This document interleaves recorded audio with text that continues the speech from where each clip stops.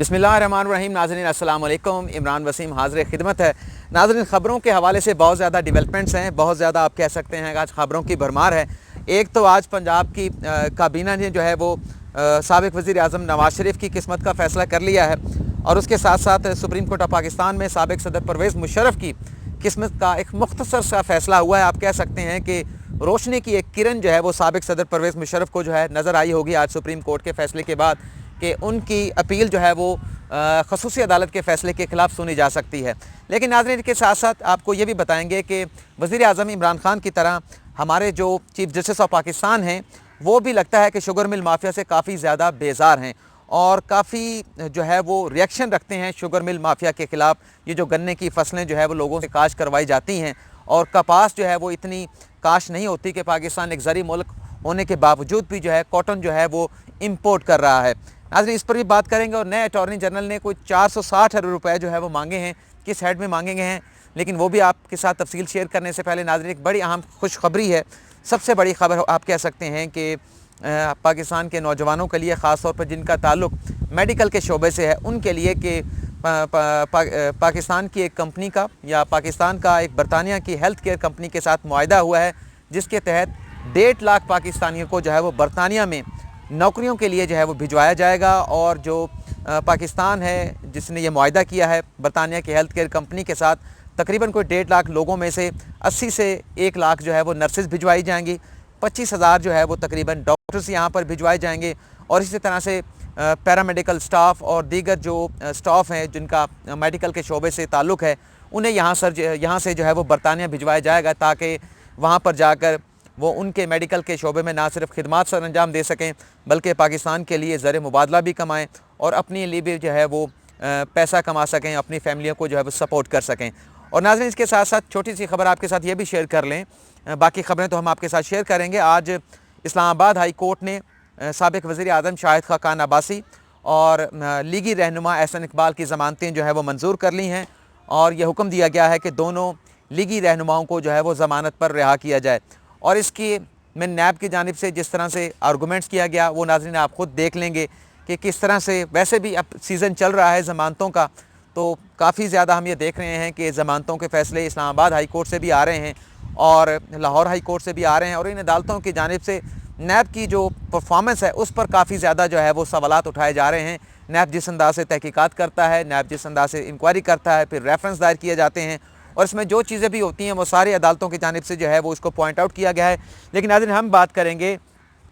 कि chief justice of Pakistan वो क्यों बेजार हैं शुगर मिल माफिया से, जिस तरह से हमारा वज़ीर आज़म इमरान खान कहते हैं कि माफियाज़ ऐसे हैं जो मुल्क को चलने नहीं देते और उसमें वज़ीर आज़म Imran Khan sugar mill mafia का भी जिक्र करते हैं। तो आज सुप्रीम कोर्ट ऑफ पाकिस्तान में ज़ेर ज़मीन पानी के जो इस्तेमाल की जो कीमत होती है उससे मुतल्लिक़ मुकदमे की समाअत थी। एक तो अदालत ने इस बात पर बरमी का इज़हार किया कि सिंध के जो डिप्टी सेक्रेटरी हैं उन्होंने रिपोर्ट जमा नहीं कराई थी, उस पर अदालत का ये कहना था, बल्कि चीफ जस्टिस ऑफ पाकिस्तान का ताल्लुक भी सिंध से है, तो उन्होंने कहा कि सिंध हमेशा पीछे रह जाता है दीगर सूबों से और सिंध के जो डिप्टी सेक्रेटरी आए हैं वो रिपोर्ट अपनी बगल में दबा कर जो है वो घूम फिर रहे हैं। अगर इन्होंने रिपोर्ट तैयार ही की थी तो अदालत में जमा करा देते ताकि हम इसे पढ़ कर कोई अगर सवाल हमारे जहन में था तो वो हम उनसे पूछ लेते।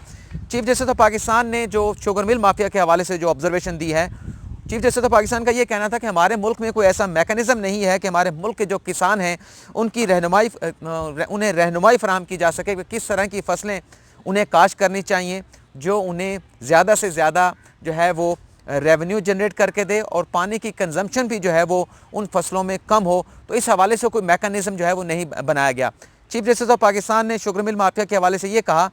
कि जहाँ जहाँ भी शुगर मिलें लगी हैं उन इलाकों के लोगों पर बड़ा दबाव होता है, वो बड़े जो है वो प्रेशर में होते हैं कि कहीं जो शुगर मिल के जो मालकान हैं उनकी ज़मीनें ना हथियाल हैं, उनसे ज़बरदस्ती ये ज़मीनें जो हैं वो छीन ना ली जाएँ, तो वो मजबूर हो जाते हैं अपने इलाके में गन्ने की फसल काश्त करने के लिए। और चीफ जस्टिस ऑफ पाकिस्तान की जानिब से ये कहा गया कि गन्ने की फसल बहुत ज़्यादा पानी जो है वो कंज्यूम करती है, इसकी जगह अगर कपास लगाई जाए या गंदम की फसल लगाई जाती है वो बहुत कम पानी जो है वो कंज्यूम करती है। और ये दोनों फसलें 6-6 महीने की फसलें हैं, गन्ने की जो फसल लगाई जाती है वो 1 साल की फसल होती है। और चीफ जस्टिस ऑफ पाकिस्तान ने यह भी कहा गया कि हालत ये हो चुकी है कि पाकिस्तान एक ज़री मुल्क है और ज़री मुल्क होने के बावजूद हम कॉटन जो है वो प्रोड्यूस करने के बावजूद भी हम बैरून ममालिक से जो है वो कॉटन जो है वो इंपोर्ट कर रहे हैं, जबकि पाकिस्तान ज़री मुल्क होने के नाते हमारे अंदर इतनी सलाहियत मौजूद है, हमारी ज़मीन इतनी ज़रख़ीज़ मौजूद है कि हम ना सिर्फ अपनी कॉटन ख़ुद पैदा कर सकते हैं, ख़ुद जो है वो उसकी फसल हासिल कर सकते हैं, बल्कि दुनिया को भी जो हम जो कॉटन है वो एक्सपोर्ट कर सकते हैं, और माजी में ऐसा होता भी रहा है। लेकिन इस मुकदमे में ये बात भी सामने आई है कि सिंध हुकूमत ने जो नई गज डैम है उसमें 6 अरब रुपए की करप्शन का एतराफ़ किया है, और ये 6 अरब रुपए वफाकी हुकूमत की जानिब से सिंध हुकूमत को दिए गए थे कि आपने जो नई गज डैम तामीर करना है, ये 6 अरब रुपए आप उस डैम की तामीर पर खर्च करेंगे। आज अदालत को ये बताया गया सिंध हुकूमत की जानिब से कि ये जो मामला था जिसमें 6 अरब रुपए मिले थे वफाक की जानिब से सिंध हुकूमत को, वज़ीर आला सिंध की सिफारशात पर, उनके कहने पर महकमा एंटी करप्शन सिंध ने जो है वो इस पर इंक्वायरी की है, और इंक्वायरी के बाद 17 अफसरान के ख़िलाफ़ जो है वो इंक्वायरी का हुक्म दिया गया है। लेकिन अदालत ने बड़ी जो है वो बरमी का इज़हार किया, तशवीश का इज़हार किया कि 2 बड़े ज़ख़ीरे हैं सिंध में झीलों के, एक कैंचर झील है और दूसरी मंचर झील है।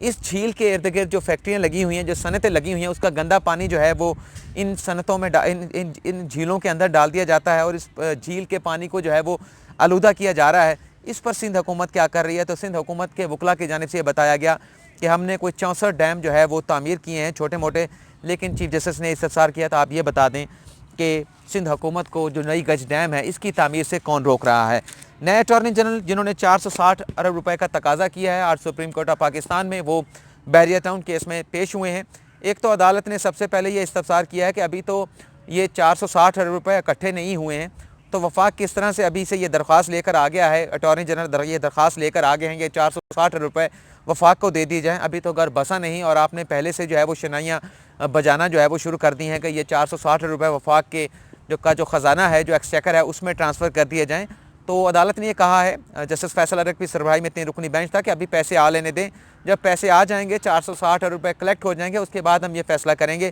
कि ये पैसा किसको देना है। बल्कि जस्टिस फैसल अरक की जानिब से ये भी कहा गया कि ये पैसे तो सिंध की ज़मीन के मद में जो है वो इकट्ठे हो रहे हैं, वफाक इन पैसों का तकाजा किस तरह से कर सकता है? जिस पर अटॉर्नी जनरल की जानिब से कहा गया, नया अटॉर्नी जनरल खालिद जावेद की जानिब से, कि आइन का आर्टिकल 78 जो है वो इस हवाले से वाज़ेह है कि अगर कोई पैसे इकट्ठे होते हैं सुप्रीम कोर्ट ऑफ पाकिस्तान में तो वो वफाकी हुकूमत के ख़जाने में जाएंगे। लेकिन उन्होंने अदालत से ये वक्त मांगा है कि इस मामले पर अदालती फ़ैसले मौजूद नहीं हैं, अदालती नज़ायर मौजूद नहीं हैं। तो अगर अदालत मुझे इस मामले पर वक्त दे दे, क्योंकि मैंने आज ही फ़ाइल देखी है, तो मैं तमाम कानूनी किताबों को खंगालने के बाद भरपूर अंदाज से अदालत की मुआवनत करूँगा, जिस पर अदालत ने उन्हें आइंदा समात के 10 मार्च तक मुलतवी की गई है। आइंदा समात पर भरपूर तैयारी करके जो है वो अदालत की मुआवनत करने का जो है वो हुक्म दिया है। इसके अलावा बहरिया टाउन ने यह बताया है कि हमने कोई 460 में से 57 अरब रुपये हमने जमा करा दिए हैं, जिस पर अदालत की जानिब से कहा गया कि अभी तो बड़ा तवील सफ़र जो है वो आपने तय करना है। 460 अरब रुपये की रकम है, तो अभी तो सिर्फ जो है वो 57 अरब रुपये जो है वो बहरिया टाउन की जानिब से जो है वो दिए गए हैं। साबिक़ सदर परवेज़ मुशर्रफ के हवाले से नाज़रीन, जैसा कि हमने आपको बताया, उसमें यह फ़ैसला किया गया है सुप्रीम कोर्ट ऑफ पाकिस्तान की जानिब से, जो ख़ुसूसी अदालत ने सज़ाए मौत सुनाई थी परवेज़ मुशर्रफ साहब को, और उसके बाद उस फैसले के खिलाफ साबिक़ सदर परवेज़ मुशर्रफ ने अपील दायर की थी सुप्रीम कोर्ट में। तो उस अपील पर नाज़रीन आपको मालूम है कि रजिस्ट्रार ऑफिस ने एतराज़ात लगा दिए थे कि जब तक मुशर्रफ सरेंडर नहीं करते, अपनी गिरफ्तारी नहीं देते, उनकी अपील पर समाअत नहीं हो सकती। तो इन एतराज़ात के खिलाफ आज अपील पर समाअत थी, जिससे सुमरता बंदियाल के चैम्बर में ये समाअत हुई है। सलमान सफदर साबिक़ सदर परवेज़ मुशर्रफ की जानिब से पेश हुए हैं। तो इसमें फ़ैसला ये किया गया है कि बजाय इसके कि इन एतराज़ात पर सुप्रीम कोर्ट का एक जज फैसला करे, बल्कि जस्टिस सुमरता बंदियाल ने ये मुकदमा जो है वो सुप्रीम कोर्ट के 3 रुकनी बेंच के सामने लगाने का हुक्म दे दिया है कि रजिस्ट्रार ऑफिस के एतराज़ात पर एक जज नहीं बल्कि सुप्रीम कोर्ट के 3 जजेज़ खुली अदालत में 3 रुकनी बेंच इसका फ़ैसला करे, और वहाँ पर दीगर वकला भी मौजूद होंगे। तो खुली अदालत में इन एतराज़ात पर फ़ैसला करने का जो है वो फ़ैसला किया गया है। नवाज़ शरीफ के हवाले से पंजाब की सूबाई काबीना ने यह फ़ैसला किया है कि जो रिपोर्ट्स जमा कराई गई हैं उस पर तो नवाज़ शरीफ की जानिब से, उस पर तो जो मेडिकल बोर्ड था उन्होंने भी एतराज़ उठाया है, वो भी मुतमिन नहीं था, और पंजाब हुकूमत की जो काबीना है उन्होंने भी ये एतराज़ उठाया है, ये कहा है, बल्कि ये फ़ैसला किया है कि जो रिपोर्ट्स हैं वो इत्मीनान बख्श नहीं हैं, बल्कि हम नवाज़ शरीफ की ज़मानत जो 8 हफ़्तों के लिए इस्लामाबाद हाई कोर्ट से दी गई थी उसे 16 हफ़्ते हो चुके हैं, और लिहाजा हम इसमें तौसीक़ नहीं दे रहे। बल्कि पंजाब हुकूमत ने यह फ़ैसला किया है, पंजाब काबीना ने यह फ़ैसला किया है कि नवाज़ शरीफ को अदालती मफरूर करार देने के लिए अदालत से, आला अदलिया से जो है वो रजू जो है वो किया जाएगा। एक सवाल ये उठ रहा है